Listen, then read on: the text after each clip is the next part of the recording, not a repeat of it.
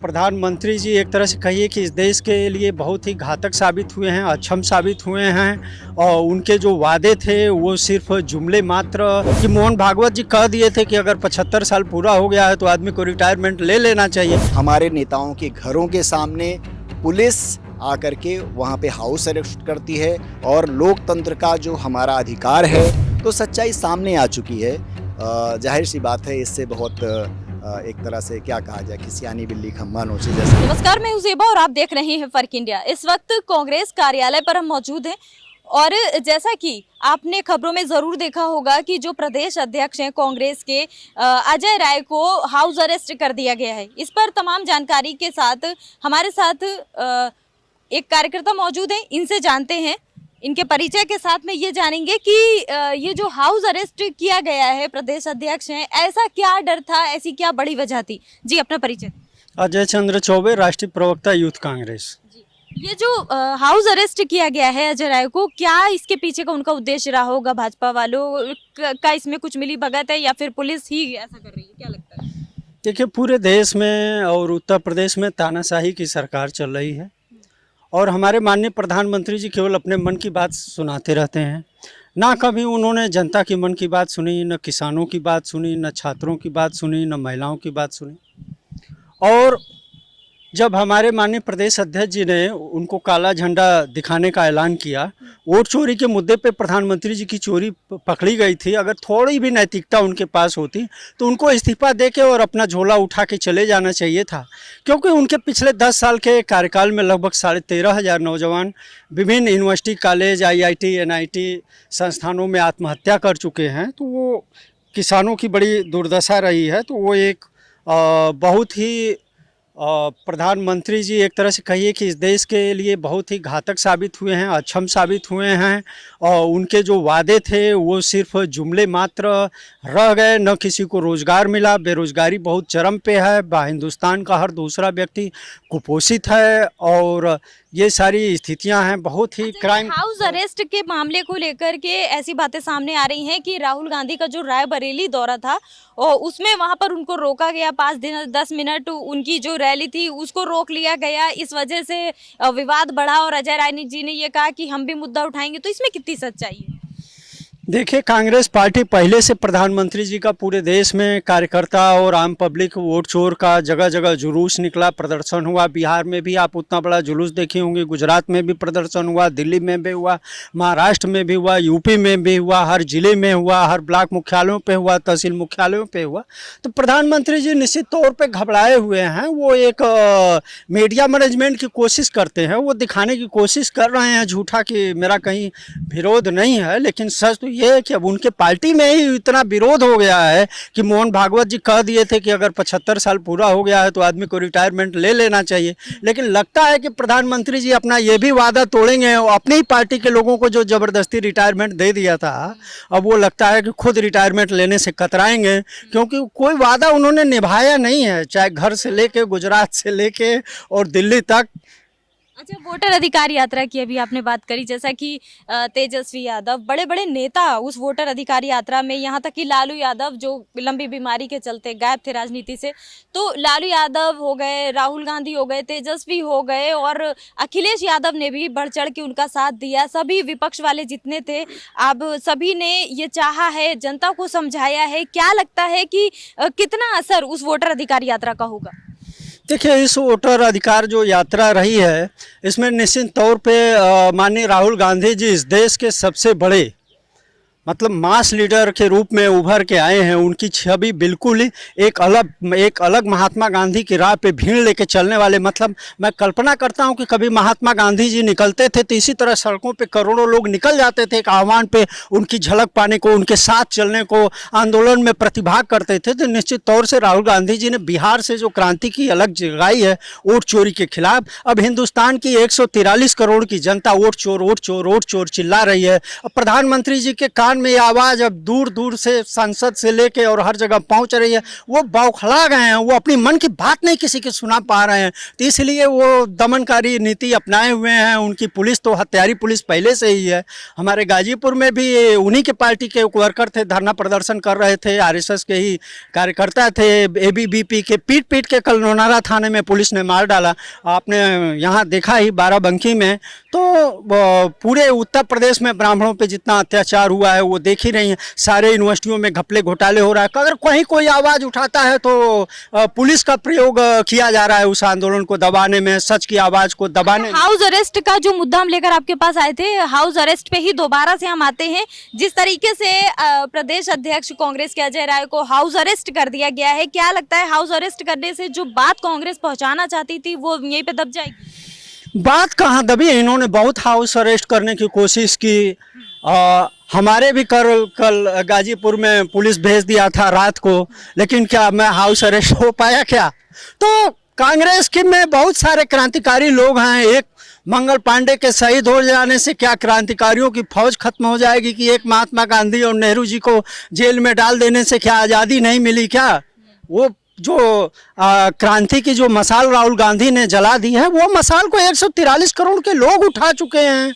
तो इसको अब मोदी जी कहाँ रोकने वाले हैं? अब तो उनका झोला लेके जाने का वक्त आ गया है। अब वो मैक्सिमम 2-3 महीने से ज़्यादा चल नहीं सकते। आप कह रहे जो मैक्सिमम कार्यकाल बिहार चुनाव तक ही है, 2025 में उनकी विदाई तय है। अच्छा, आप कह रहे झोला उठा के जाने वाले हैं, लेकिन इसके अपोजिट एक बात ये आती है, उपराष्ट्रपति का चुनाव अभी हाल ही में वो फिर से भाजपा जीत गई और तमाम तरह के लोगों का, उनका ये कहना है भाजपाइयों का कि देखा जीत तो सच की ही होती। इस पर क्या कहेंगे फिर आप? देखिए, आज के 5 साल पहले जब उपराष्ट्रपति के चुनाव हुए थे,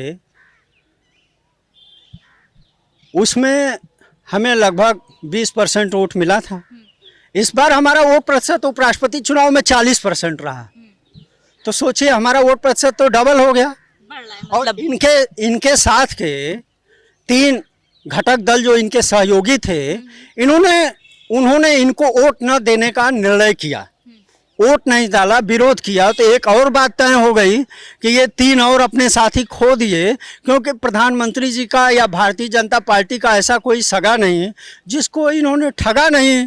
नौजवान तो देख ही रहा है ना, 2 करोड़ नौकरी रोज जब मांगने निकलता है यहाँ से लेके पटना तक, दिल्ली तक, तो लाठियाँ ही पड़ती हैं। लाठियों के अलावा और क्या कहीं नौकरी मिल रही है क्या? महिलाओं का क्या हाल है? महिला सुरक्षा का तो देख ही रही हैं। किसानों का हश्र तो देखा ही आपने। तो उन्होंने कभी किसी के सगे नहीं रहे ना।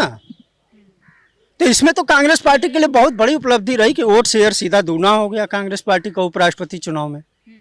तो देखा आपने, हमारे साथ यूथ कांग्रेस से अजय जी ने तमाम बातें हमारे साथ साझा की कि एक को अगर आप हाउस अरेस्ट कर देते हैं, जैसा कि हम अजय राय की यहाँ पर बात करने के लिए आए थे जो कि प्रदेश अध्यक्ष हैं, तो इनका कहना है कि जो क्रांति राहुल गांधी ने उठाई है वो पूरे देशवासी उसमें सहयोग दे रहे हैं। एक अकेला अजय राय को होम अरेस्ट करने से कुछ नहीं हो जाएगा। उत्तर प्रदेश कांग्रेस कमेटी के उपाध्यक्ष हमारे साथ मौजूद हैं। इनसे तमाम मुद्दे जो इस वक्त यूपी की सियासत कहें या पूरे देश की सियासत में नजर आ रहे हैं, उन पे कुछ सवाल जानते हैं। क्या है राय जी, अपना परिचय? मैं उपाध्यक्ष हूँ उत्तर प्रदेश कांग्रेस कमेटी का और निवर्तमान प्रशासन प्रभारी हूँ। कमेटी भंग है तो हम लोग देखते हैं जी। मेरा नाम दिनेश सिंह है।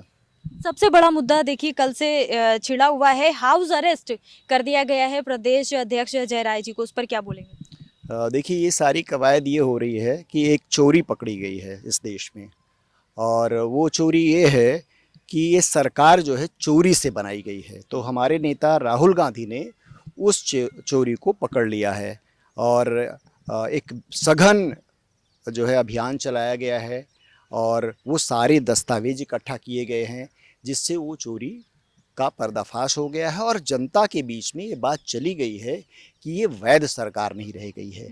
तो जाहिर सी बात है, जब कोई सरकार जो है वो जो है अवैध हो चुकी है तो उसके कारनामे भी सब अवैध होंगे। अच्छा, खबरों में ऐसा दिखाया जा रहा है कि अजय राय को हाउस अरेस्ट वो इसलिए पुलिस की तरफ से कर दिया गया है क्योंकि उन्होंने चुनौती दी थी कि जो वाराणसी का दौरा आज पीएम मोदी का था, जो कि 11 सितंबर को होना था, तो आज 11 सितंबर है, तो इसलिए पहले से ही उन्हें हाउस अरेस्ट कर दिया गया कि ताकि कोई ज्यादा विरोध ना बढ़ पाए। तो ये तो मतलब देखा जाए कि कैसे देखते वैसे इस बात को? देखिए क्या है ना कि ये तो मान लीजिए कि प्रधानमंत्री मोदी के खिलाफ एक वो था कि वहाँ पे प्रोटेस्ट होगा, उनका विरोध किया जाएगा। बाकी अब छोटे छोटे प्रदर्शनों में जनहित की मांगों के लिए जब पिछले कई वर्षों से योगी सरकार के खिलाफ, मोदी सरकार के खिलाफ जब भी हम लोगों ने प्रदर्शन या जनता के मांगों के लिए कोई आंदोलन की बात करी है, तो हमारे ऑफिस के सामने, हमारे नेताओं के घरों के सामने पुलिस आकर के वहाँ पे हाउस अरेस्ट करती है और लोकतंत्र का जो हमारा अधिकार है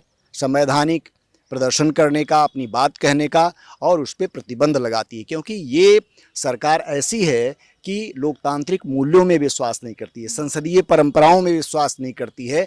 हमारे जो हक अधिकार हैं लोकतंत्र में वसूल हैं, जो बहुत लंबे संघर्षों के बाद हमने अर्जित किए हैं, उन सब में इनका विश्वास नहीं है। तो इसलिए इनको ये करना है, और ये लड़ाई है संसद से लेकर सड़क तक कि इस देश में संवैधानिक मूल्य, संसदीय परंपराएं आगे बढ़ेंगी कि जो है यहाँ पे इनकी तानाशाही आगे बढ़ेगी, पुलिस की कार्रवाइयाँ आगे बढ़ेंगी। अब ये लड़ाई जनता और इस सत्ता के बीच में आ चुकी है। अच्छा, वोटर अधिकार यात्रा पे एक आखिरी सवाल हम आपसे जानना चाहेंगे। जिस तरीके से तमाम बड़े बड़े नेता, राहुल गांधी संग तेजस्वी यादव, लालू यादव, अखिलेश यादव, तमाम लोगों ने सपोर्ट किया, उनके साथ साथ भारी संख्या में जनता भी देखी गई उस वोटर अधिकार यात्रा में। इसका क्या लाभ आगे चल के कांग्रेस को मिल सकता है, और क्या लगता है कि जो बात राहुल गांधी जनता के सामने पहुंचाना चाह रहे हैं वो पहुंची उन तक?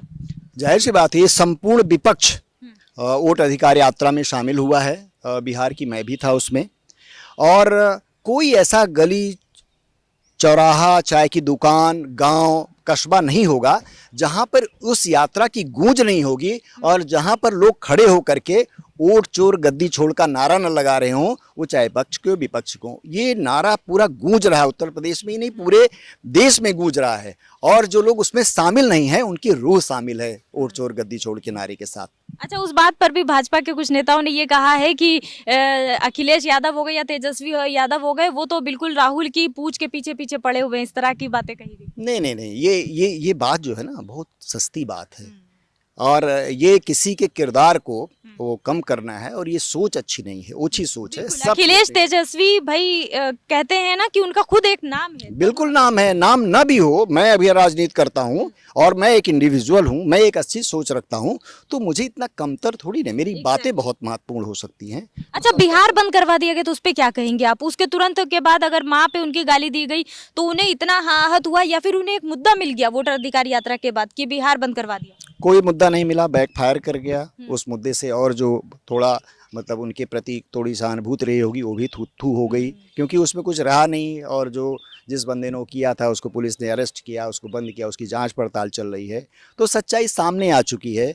जाहिर सी बात है, इससे बहुत एक तरह से क्या कहा जाए, खिसियानी बिल्ली खम्मा नोचे जैसे। मतलब बिहार बंद जो है, जो लोगों ने कहा था कि फेल हुआ, वो बिल्कुल सही है। बिल्कुल सही है, उसमें कोई दो राय नहीं है, किसी भी व्यक्ति से पूछो तो उसमें कोई दम नहीं है। और सड़कों पे जो दिखा, अखबारों ने जो दिखाया, पत्रकारों ने जो दिखाया, मीडिया ने जो दिखाया, उससे भी चीज़ें स्पष्ट हो चुकी हैं। जी, बहुत बहुत धन्यवाद। तो उत्तर प्रदेश कांग्रेस कमेटी के उपाध्यक्ष हमारे साथ थे। तमाम बातें उन्होंने साझा की कि बिहार बंद फेल हुआ है। इसके साथ ही उन्होंने ये भी बताया कि राहुल गांधी के साथ आज पूरा देश साथ में है। देखते हैं आगे कुछ क्या राजनीति में बनेगी। तमाम अपडेट्स के साथ हम आपके साथ बने रहेंगे। अभी के लिए इतना ही। वीडियो जर्नलिस्ट साहिल के साथ मैं ज़ेबा अली, फर्क इंडिया, लखनऊ।